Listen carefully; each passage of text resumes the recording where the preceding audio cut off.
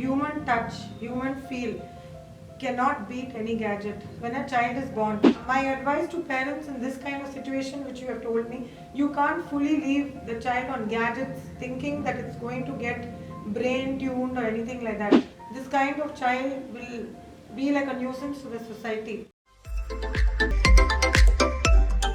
Hi friends, we would like you to subscribe and also press the bell icon so that you will get the notifications from YouTube. Today, the plus points of gadgets is the kind of a knowledge bank is so much available. If you go into Google, even somebody would have said, I don't know, but we are following certain culture or certain mantras or some festivals. Whereas Google gives much better answers than parents because the knowledge is so much there. So today, along with gadgets, I mean, the learnings are there, online classes have come, Byju's have come, all are there, going to be there. So if you say the parenting or the emotional balance to be provided by the parents and teachers or something like that, it has to be done, assuming it's not available. So how will be the children? You think that is going to be a different world where different counselors will come because there is a shortage of that. So are you getting, there is a shortage of such emotional balance by your psychology or applied psychology, can you balance it? How would you bring them back? Okay, I would like to cite a very beautiful example here.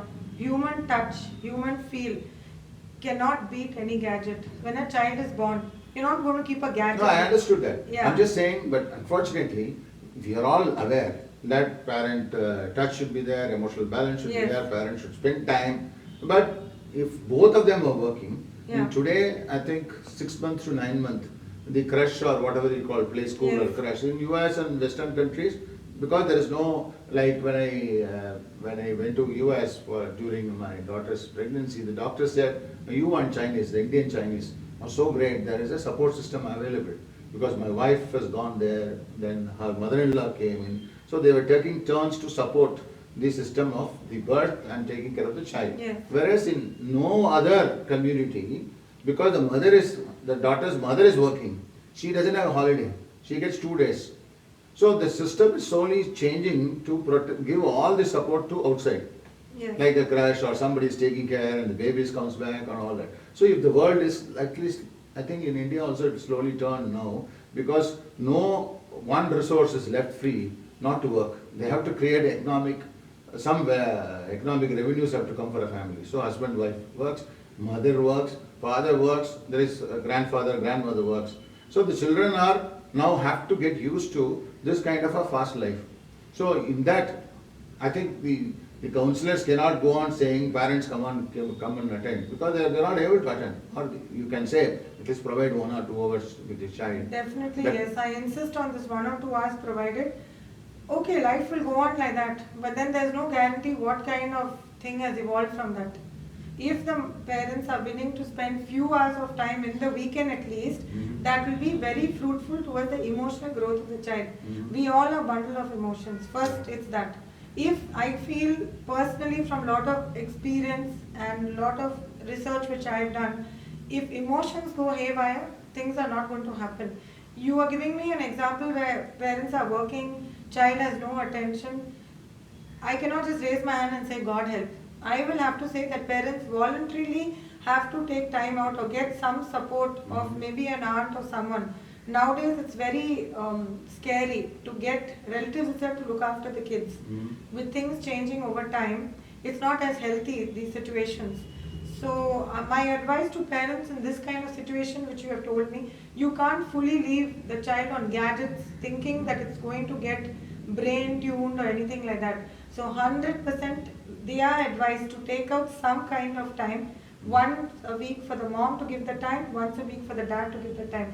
Even if they can qualitatively give the time, the child will be on a higher mental development. We're looking at and definitely I recommend for physical sports. If the child is given 3 times a week of physical sports and twice a week time by mom and dad, it still will be better than a child who's fully ignored and who's just left alone to sit on a gadget.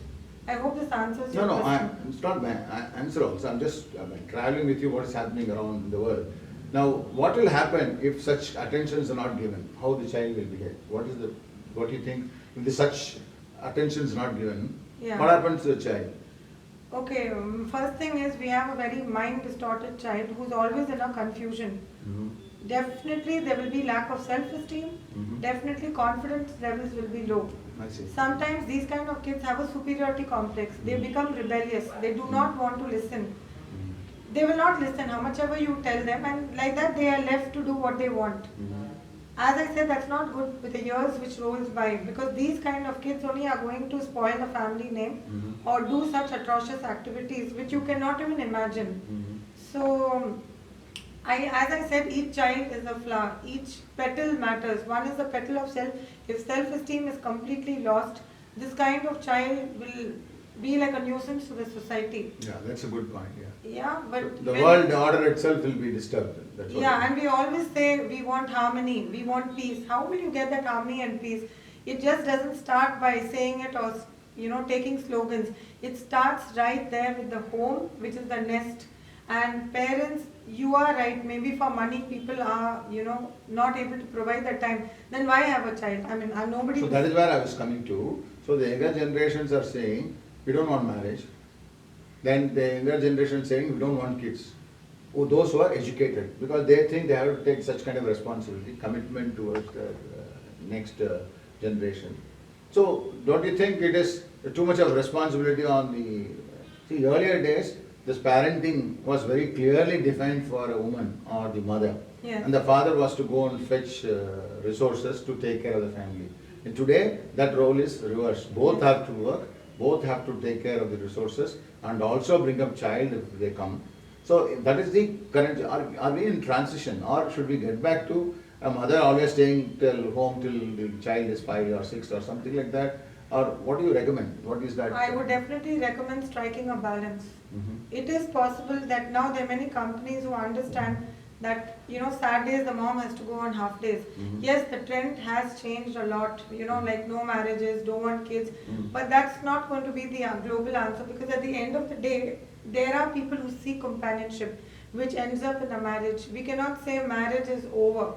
But how do we strike this balance? We can't tell women to stop working because they need to exercise their constructive energy, Mhm. their talents. Women have to bring up their selves better. Sure. So they are a competition to their own. Mhm. Women are not competition to men. They already are empowered, trying to do better. But yes, as nature dictates, women must take out that time in their own way. That's what I said. Strike a balance is important. I can't keep saying I want to eat all that and get everything, get the cake, get the icing. I need to know where the limitation is. So I hold a lot on the woman element to understand that balance. In extreme cases, if she cannot do anything for maybe for that year, and she calls in a support system like a grandma, that is different. We have to understand certain situations, but totally I feel we cannot stop anybody from working, but we can generally know how to direct them on a balance. Or that question, why have a child if you can't give time? You're creating a monster, not a child. So by nature, women and men, I see men involved a lot into their kids. They have the ability to nurture. So thankfully, I do see, though we have changed a lot, in the recent years, there is a new evolution of parents who want to give better than the best to their children. That is So, there, okay. yes. But they are saying by providing resources, by providing the best of clothes to them, by providing, pampering them with more monies and gadgets. I'm only saying whatever you are saying is their own time, emotional time is most important. Yes, That's what I you say are. emotion is the pivotal of the entire journey. Right. It's not about the providing the material things is definitely important, but who's going to feed the emotional garden? Right. So, if the emotion, as I said, the self-esteem is going to come down, confidence levels are going to come down, it's going to affect the entire family. So, it's very important. Okay, not everybody is going to call a counselor. Right, I'm not going to go to every family, going to be advising them. It is our own responsibility. With greater power, with greater onus comes more, responsibilities for them to carry on their works. So, 100% I will not tell women to stop working, but I will 100% say you have to strike a balance on how you can nurture your own garden. At the end of the day, it's your flowers. You got to take care of it. Sure. So what is your, what kind of, without naming anybody or anything, what is your specific cases comes to you and how do you deal with this for such between 3 to 9? Do you get clients or do we get people to reach out to you and all that? If you can give me some examples how you're dealing with that. Okay, in the normal thing, I get a lot of cases with self-esteem issues, with children who are seeking for a better level. These two words go on coming because that's the kind of cases I'm dealing with, confidence and self-esteem. Good, right. Then- So that is also between the 3 and 9, confidence and self-esteem? No. It comes actually more after 9 because 3 to 9 they're more parental thing. After 9 and 10 actually come the cases. Okay. And I emphasize on a lot of creative energies, lot of physical activities. I get cases on attention deficit, hyperactivity disorders. I get cases on people, teen related issues, on the child arrogantly answering, parents not understanding why the child is arrogantly answering. It could be that parents themselves don't know they're giving attention to another sibling. So I have to identify what is making the child arrogant, why he is not listening. Sometimes it could be in the child's nature. Sometimes it can be because child is telling me and parents, I have to come back to the parents and tell them, make them aware. Once they get aware and things start changing at home, the child starts behaving better. And in the third part, see, it's very common during adolescence and 19, 20, 21 about this relationship of love and attraction. Okay. That causes them going backward in studies. It causes them not understanding that they have a vision, they have a future. So retracking them, refocusing them, it's a very big task actually. Sure. Because I need the support of the parents to understand that they can't keep accusing the child. Anybody can fall in love, anybody can get attracted. But how to structure yourself on that process, which I teach them. Some person would like to move with some other person, not understanding that they are detractors to their growth. You can say, why do I say that? Because I have dealt with cases like that. They don't let the boy or the girl to understand that they have a vision and they need to settle and move in life. They go to extreme cases of not wanting to live, getting so lazy, not taking their bath. I have cases of people who don't even take their bath, and cases where they're overeating and putting on weight because eating becomes a comfort zone for them. So it's very difficult, but day by day we pull them out of this by mind control. It's nothing else. That's where a counselor is very important.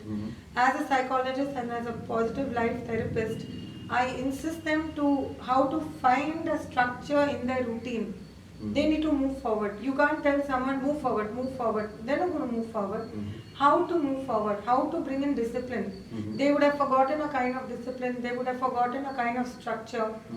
And they're not able to understand at that age, or their brain doesn't get the sensibilities because they're so blinded into that relationship. So literally I go through simulated experiences where, when you enroll, you make two people work out like role models of a relationship to see the effect, if it went that way, this way. And I never decide for them. It's a personal decision. So when I tell them, look at this, or this is a role model, understand what's happening, they take that goes into them because they need to realize. So I try to create a realization process within them. Fantastic. To understand where they stand. Once they realize within themselves, the role playing, that's what I was trying to tell you. Once we get people to role play, and if it went this way, this will happen. If it went that way, this is the result. I can just put it on smoking. Everyone sees, that this is bad, but how many want to stop it? Then the role modeling will be showing a smoker in front of us, his lung problems, where it reaches. So that realization occurs within them. So that's what I try to, elicit that realization process. So once the realization starts, these people automatically take hold of their emotions. Some fall into it and then come back to me. Then we guide them what they have to do. So how do you get your clients? You're not supposed to solicit, right? Your profession or something like that, or solicit maybe there, I don't know. But is it the parents or the friends of the parents or somebody recommends go to a psychologist better? And if that awareness itself is not there for the parent, isn't that really the child moves away from 19, 20, it moves away up to 30 or 40 also. So unless or otherwise a right time intervention from a psychologist comes in, whatever help you can provide. Hi friends, we would like you to subscribe and also press the bell icon so that you will get the notifications from YouTube.